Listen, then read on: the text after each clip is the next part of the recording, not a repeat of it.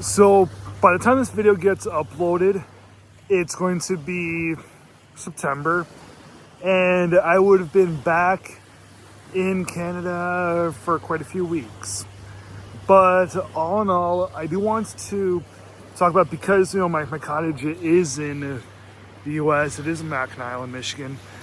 I do feel like it's this location would be an appropriate place to talk about the film United 93. So United 93 is probably the best film about a 9/11 event. Usually when people think of 9/11, they think of the planes hitting the World Trade Center. When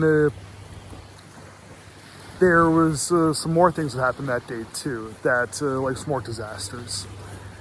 Well, the thing that,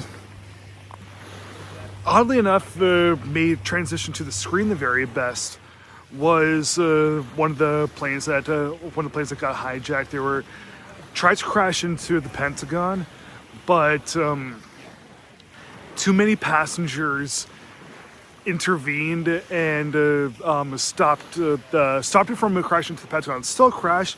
Everyone still died all on board, but they were like, it didn't reach the Pentagon, which was really good.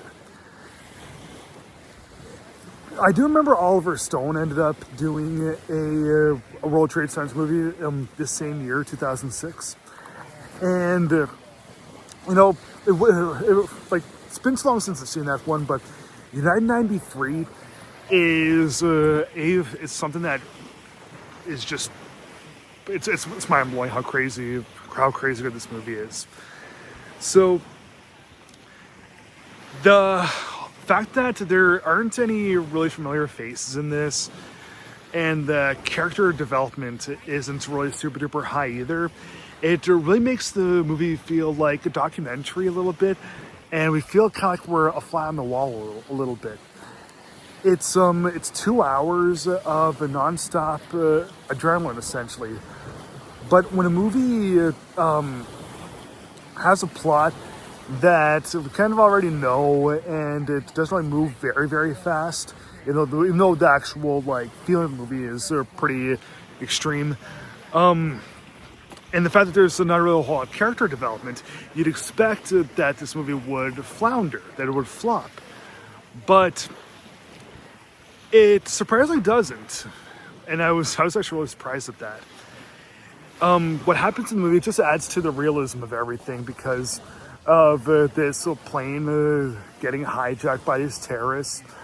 I don't know how accurate the movie is, because the movie depicts the terrorists with the bombs and stuff as just bluff. Like they have batteries and some clay and I don't know how accurate that portion of it is, but the final act of the film, where the passengers band together to overtake the terrorists, and they realize that, and they're calling their families, saying that I love you, I'm going to, this is what's happening right now.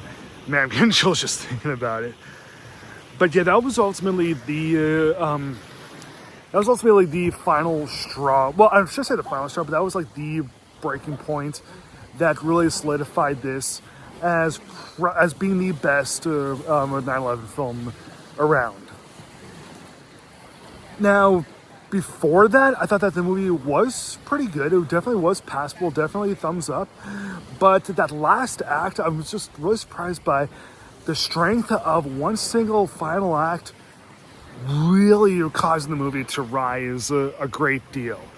This isn't one of those films where the last act can be isolated from everything else. It is worth seeing all 2 hours, but don't skip things just to get to that last little bit. When you watch the film, it really the last act preceding everything. It really helps.